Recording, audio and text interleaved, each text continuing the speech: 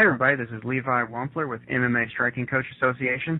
Today we're speaking with Billy Hofacker of trainingformmafitness.com. How are you doing today, Billy? I'm good, Levi. Thanks so much for having me on. Good, good. Now, how did you get your start in fitness training? I was always into sports when I was younger, and as I got older, I actually got my first gym membership at 14, so of course I learned all the wrong things and I had to relearn a lot of things, but I started that way. I always knew I wanted to be in the fitness industry at some level. I just didn't know which level, so I decided to pursue physical therapy. So I initially started out doing my prerequisites, chipping away at those, and then along the way, things have a way of working out differently than we planned. I met somebody who was very influential. I didn't even know what personal training was, and I found out you can really, impact people and help them before they get hurt. And, I started doing that through this person I found. He taught me the ropes, and I got into it. And long story short, I decided to change paths and pursue personal training full time, and I have not looked back. And it's been a great journey so far. I'm looking forward to my future in the career. Cool. Now, how did you get your start with MMA conditioning, starting to train people for MMA?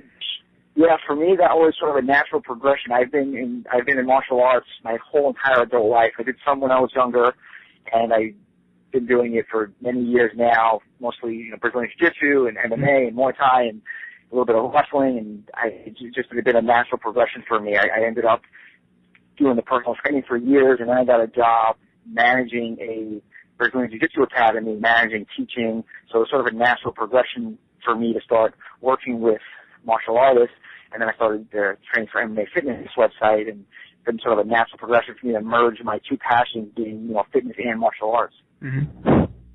Now, with your background in, like you said, working in physical therapy and being a personal trainer and helping people with the injury prevention stuff, do you have any conditioning or practice exercise routines, anything like that, for someone wanting to increase their striking ability, or any advice for us about that? Sure. I think it's important at some level to separate the two, especially the hard conditioning from the technique. I would focus on finding good coaches, whether it's a good striking coach for that technique and a good fitness coach for that. They're different areas, and ideally, if somebody's really serious, they have somebody helping them in each area. And I think just basic movement patterns, work with somebody who understands basic movement patterns before they maybe get too fancy, and kind of separating them. Doing the conditioning separately, whether you're doing your interval training with sprints and jump rope, that would be separately, and that would help you eventually when you get in the ring and get in the cage. But as far as keeping that technique separate, because technique is probably the best tool that you have in there, honestly. Even from my background in strength conditioning, it doesn't matter how great a shape you're in, if you can't throw those punches and those kicks properly, you're not going to get the power that you need. So I think the good advice would be separate them, learn the basics, but then from a physical standpoint, learning basic movement patterns, making sure you don't have any limitations that are preventing you from throwing those punches and kicks properly, making sure you don't have any maybe muscular imbalances or asymmetries or just limited movement. So you might need to check that stuff out before you get more into it. Now, could you explain to us how, I guess two things really, give us a layman's idea of movement pattern, and then maybe what we could look for as far as muscular stretching imbalances or something we could look to? Yeah, sure, absolutely. I'm getting more into myself, into the functional movement screen, which is this popular strength coach, physical therapist, his name is Greg Cook, and he's got some great stuff on there on that, so that's something that people can look into as a resource. But other than that, just finding a professional who's either certified in the functional movement screen or somebody who knows about that stuff. And there's 7 different movement patterns, and the idea behind it is that those are baseline movement skills that people need to do. He teaches that they should be able to have a certain level of movement before even doing certain exercise routine.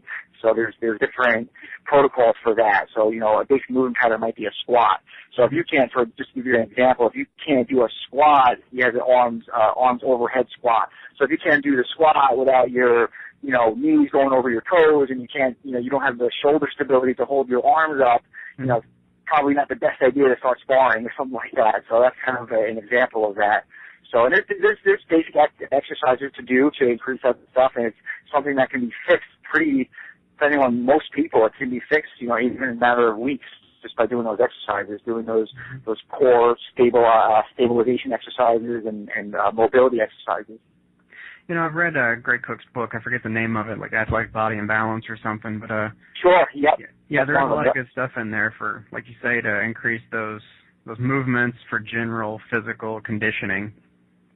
Yeah, sure. I would say there's the book you just mentioned would be great for anybody listening, and then if anybody's, more on the line of being a fitness professional and they're teaching this stuff, then there's another book called Movement, which is definitely a little bit more, a little more complex. So that's another good one.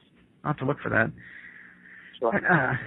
So when you're training a beginner, someone that's new to the martial arts, what kind of mistakes do you normally see that they've either done before they came to you or when they start with you, either way, when they're starting to do their conditioning for their MMA? I would say there's a bunch of mistakes that people are making. One is this goes across the board for a lot of people in general, but martial artists are definitely no different there, and that's just doing too much too fast, not having a base level of whether it's movement, like we just talked about, so not having a base level of movement. So that's a good example of a mistake that people make is they can't, they learn about the fancy circuit that their favorite UFC fighter's doing, but they can't even, run or jog for 2 minutes or 2 miles. There needs to be a base level on that before you start getting too fancy with that. And then as far as technique as well, from a jiu-jitsu standpoint, which is my teaching background, that's people trying to get in there and enroll, and they don't even know how to do a basic escape, or they don't even know how to hold a basic defensive posture. So I'm sure, I know it's the same with striking. You need to work with a qualified coach. So I know I'm all over the place here, but just doing too much too fast, and that would be in regards to basic movement, basic conditioning, and basic technique. So in those 3 areas, doing too much too fast in any one of those 3. Another mistake we see is just people without purpose in their training. So it's just in anything in life, it's good to have goals, and training is certainly no different. What are you trying to get out of there? What is the goal? What are you working on? And where are you starting from? Do you have any way to quantify how you're doing? And there are ways to do that with basic assessments and other tools. And then, of course, another huge mistake is people not taking the consideration of all the other things that go into training. So there's a lot of other areas other than just the actual MMA workout.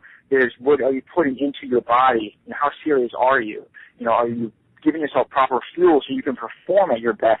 Are you making sure you get to bed on time so you can get a good night's sleep? Are you taking whatever supplements you might need to take? All these different things, stress levels. Are you doing things to help manage your stress? All these things are, it's a whole puzzle. All these pieces have to fit properly for the optimal results there. So I think those are, some mistakes. I'm sure there's more, but those are some of the ones that come to mind. Right, no, that's a good point. You got to stick to your basics. You got to know your foundational stuff.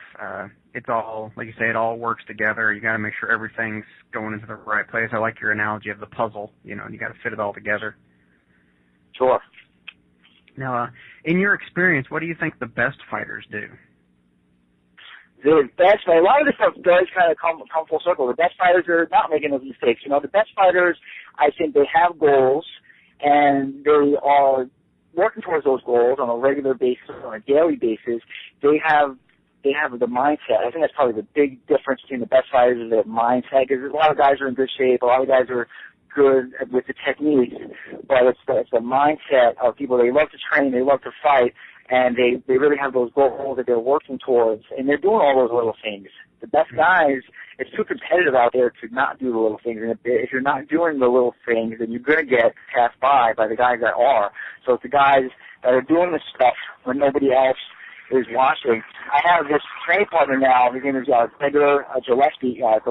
He's outstanding athlete. He's a 4-time Division I All-American wrestler, and now he's pursuing MMA, and he's an up-and-coming guy, and he talks about sacrifice. These guys are willing to sacrifice, and it doesn't always have to be a negative connotation with sacrifice. It could be a positive spin. You skip in a bag of Doritos at night so that you can be healthier, be leaner, and feel better in your training. And these guys are making those sacrifices, not just that, but tons of other sacrifices as well. Mm-hmm. That's a good point. Like you say, you have to do all those little things, and so in order to do those, you have to give up other things that your friends and your family are doing. So, in a way, like you say, it's a sacrifice, but you're doing it for betterment, to be better at the sport. Exactly. You're giving up something in the immediate. That's really no big deal anyway, depending on how you look at it. And then you're getting something greater in return. So. Mm-hmm. That's good. So, what are your favorite training materials or resources? Anything you'd like to share with us, whether it's workout equipment, books, DVDs, anything that you think all fighters should know about? Sure, absolutely. I would urge anybody listening to check out my website, trainingformmafitness.com.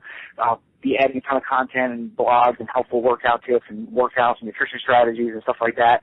So, of course, that's my biased opinion on websites. But there's a lot of great people out there doing great things. And I like Ross Animate. His stuff is always good. I like John Hines, who's from the Monkey Bar Gym. These guys, I think their philosophy sort of resonates with me. They're really into the natural movement, and I think it's great for MMA fighters and other martial artists because it's very similar, and you're not always in a big fancy gym with all the fancy equipment. You might need to do a workout after your skill workout, and those are a good bet for you. So other than that, there's tons of good stuff out there, but I think those are good examples. Other than that, you said equipment also? Yeah, anything you think we need to know about, really. Sure. I mean, the equipment is just a tool to reach your goal. That's important to understand. There's no magic. You can do it all with body weight. Mm-hmm. A lot of times you don't hear that because there's not a lot of money to be made, and there's nothing to sell there. So, but I think mastering the body weight is definitely going to be crucial. But other than that, there's definitely a lot of other good tools: medicine balls, suspension trainers, dumbbells, kettlebell, jump ropes, all that stuff. I also think there's a lot of value in using video recording. So, mm-hmm. If you're working on your technique, take some video. Again, it's one of those things. It's one of those little things, and you got to ask yourself, how serious are you? Are you willing to do that? It's a little extra work, but you have to shoot some video, get a good coach to watch it with you, and check it out and see what kind of improvements you can make. And be amazed at the kind of things you see on the video, and you have no idea that you're doing those things. So that's another good tool. And also, I have always liked watching fighters and fights. So if I'm working on a particular area, if I'm working on my jab, I may watch a guy with the jab and just kind of learn little tips from that. And then instructional videos, too. There's a lot of stuff out there on that. Mm-hmm.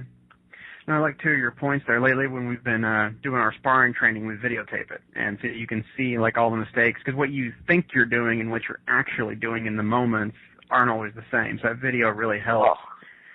So true. I like watching old UFCs of fighters that I'm trying to emulate and just try to watch what they're doing and how they react to things, There's a lot of good training you can do there. Now, what is the best advice your mentors have ever given you? Just about anything, any advice that you feel everybody should know? Sure. I've had great mentors, and I've had a lot of great advice. It's hard to narrow it down. I would say it's one of the best things I've heard. And that's just decide on a goal, and do something each day to make that goal a reality. Have you ever heard the analogy of the gazelle, the lion and the gazelle? No, I don't believe so. Basically, it goes like this. Every morning in Africa, a gazelle wakes up. It knows that it must run faster than the fastest lion or it will be killed. Every morning, a lion wakes up. It knows that it must outrun the slowest gazelle or it will starve to death. It doesn't matter whether you are a lion or a gazelle. When the sun comes up, you better start running. So I think it's it's an African proverb, and I think it's a great way to end off here and just remember that, get up, start running, whatever that is towards that goal, whether it's a workout, whether it's proper nutrition, start taking action. Nothing motivates like action. Mm-hmm. That's true. You just got to keep moving, get going every day, and the more you do, the easier it gets, the better you get. Sure. I think sometimes, too, and I'm guilty of this myself, we kind of think, there's so much to do and, all these pieces of the puzzle, and, you can kind of think so much and not take any action. Just doing stuff creates things. Things you wouldn't even imagine happen when you start taking the action. Things come up, opportunities come up, and I think it's a great advice there. Good. All right, Bill. Well, thank you for speaking with us today. You got it, Levi. Anytime. I hope I helped. Some people out there, if anybody has any questions about any of the training methodologies or anything, definitely hit me up. I'd be happy to help. I love this stuff, and just appreciate it. Okay. This is Levi Wampler, and we were speaking with Billy Hofacker. You can check out more about him on his website, trainingformmafitness.com.